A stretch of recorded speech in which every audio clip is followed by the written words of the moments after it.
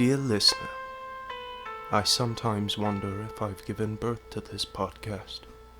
Somewhere between the pretense and compulsion, a split opened up and it beached remotely here. No matter how hard I correlate, it remains a singularity, a talking point in my life that refuses all hypothesis. But you can call me Church. So this week, I finally watched Citizen Kane by Orson Welles, directed, starring, and co-written by.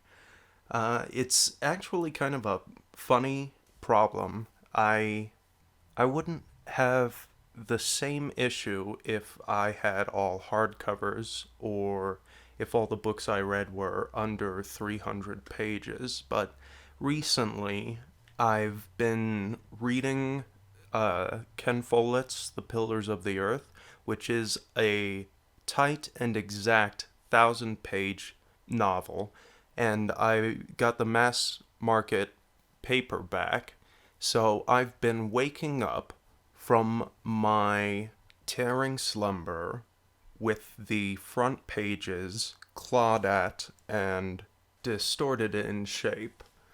So you'd think there are a couple simple solutions. One, don't fucking fall asleep reading, obviously. But of course, I don't like that option. Two, I'd switch to like an e-reader or an audiobook version. The problem with that is I have nothing against e-readers or audiobooks, but I have trouble motivating myself to continue reading on either of those formats. So classic print books are basically my best option, especially for a historical fiction like this with a lot of details that would be like over 24 hours on an audiobook. Audiobooks, I can really only engage with them if they're horror novels, but I do really like listening to horror novels on that format. So instead of resolving the problem, I've decided that my personal philosophy will now be that I value the reading more than the book. So I'm glad I got that out of the way. And I did watch Citizen Kane. It was odd coming to this particular movie because, in all honesty, I really didn't know a whole lot about this movie. I haven't taken any film or art history classes. I don't have any acquaintances in film school. And so the only thing I really knew about this particular film was that it was widely regarded as the best movie ever made, and that reference that many memes, movies, TV shows make to the opening scene where a man dies, says Rosebud, and breaks a snow globe. So I did come into this film with fresh eyes and little expectation, which I found really refreshing when approaching this one in particular, because a film from, 1941, it's hard to not have a developed bias toward, like with other classics. But this one has a strangely insightful and timely narrative. The framing device is honestly, it's not terribly compelling, though it is fairly necessary to the tone of the film. I didn't find the mystery of Kane's final words, Rosebud, to be that compelling until the very end of the movie. And really, the main focus of the story is Kane's life. So Wells kind of establishes the tone with the very opening of the film. It starts with this weird sequence where it's closing in on this massive mansion of the wealthy Kane, like a fucking gothic horror film, and it really gives it that mythic quality to not just the mansion, fucking castle, honestly, but the old man Kane, who's laying in his deathbed, and it's almost a dreamlike sequence where he just states Rosebud. It's a close up on his mouth, and then it shows him drop the snow globe, and it breaks on the floor. And that's where we start. Immediately after that, it goes into a newsreel. So this newsreel kind of outlines the narrative around Charles Foster Kane, that the media has propagated, and puts us in the shoes of someone who's just kind of casually observing Kane through the news media. But it immediately pulls out after the end of this newsreel to the recording station, and we are introduced to the editor and the reporter. The editor is dissatisfied with this newsreel. He says, there's got to be an angle, we're just reporting what everyone else is. And so he sends this reporter off, Mr. Thompson, to interview people and try to find out what Kane's last words meant, Rosebud. When I explained that I didn't find this mystery compelling, you can see why this opening just didn't quite catch me. But I did discover later that this framing device that they set up is very important to the story they actually tell and the tone that Wells is going for in this story. Now, before I get into some more spoiler-rich ranting, I want to go over some overview notes I've got here.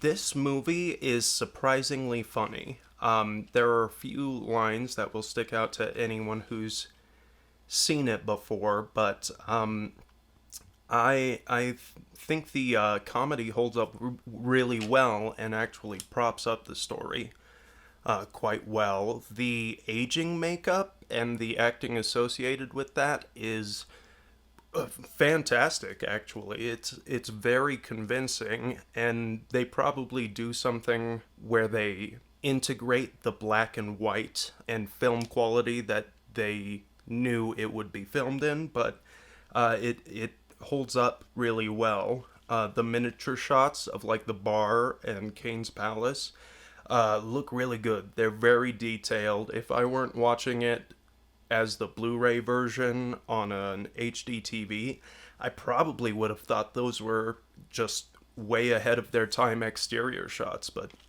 they were very good. I like in these old movies where they have this actor wrap up for any new actors that are kind of introduced to Hollywood in these films. It was just cool and fun. I like that. Wish they'd bring it back. Well, it does kind of kill the tone, but it's fun. Fuck, it's hot in my house. Okay, so getting on to the actual story of Charles Kane.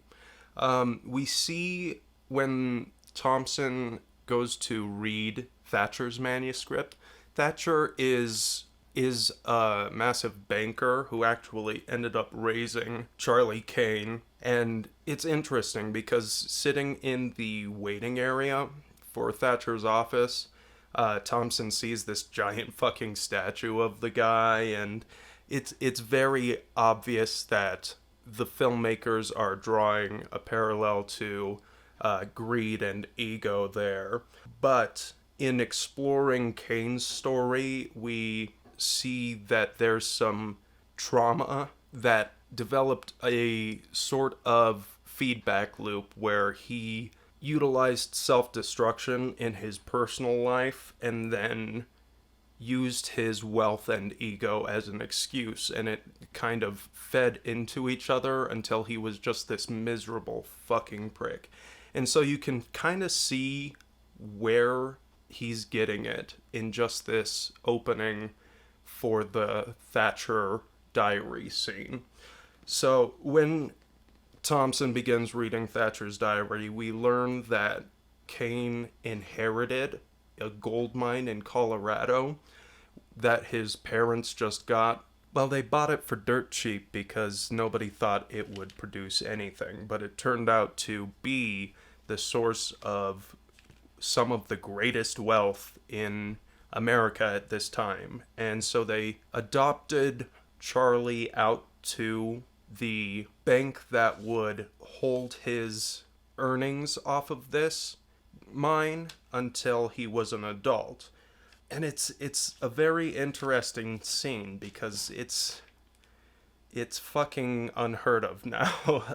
Like, I have no frame of reference for this, but a child being raised by a fucking corporation sounds horrible, and would do real damage. And you see that later in him. But in this scene, it's snowing and he's out on his sled. And when his mother introduces him to Thatcher, the banker who will raise him, he hits him with this sled, which comes into the story later. But he hates the fucking idea, obviously, because it's a horrible idea. But he goes off with him. And you see later that Charlie Kane does basically everything he can to just spend his money irresponsibly and be a fucking asshole to Thatcher, this banker who was supposed to raise him. And so Thatcher's manuscript basically just describes the scene of Charlie's adoption. Then we go on to Bernstein, who is my personal favorite character.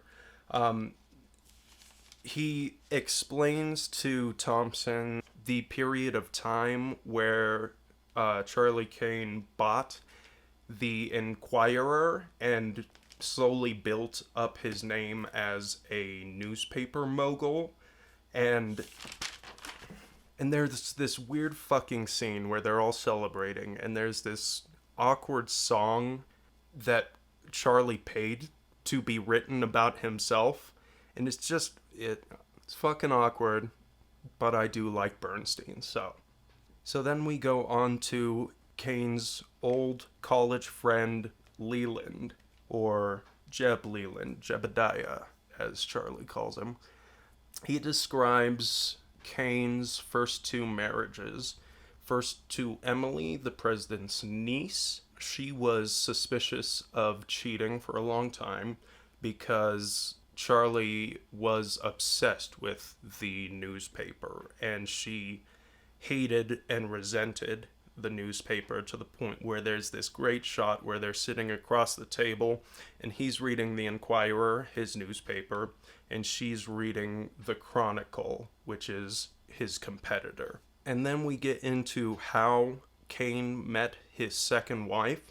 And this is some really great storytelling because at this point you kind of think, okay, this is, after they separated, there was obviously problems in the marriage with Emily. And so he's just meeting Susan this time. But no, it goes into their meeting, this, romantic evening where he makes her laugh to make her forget about a toothache.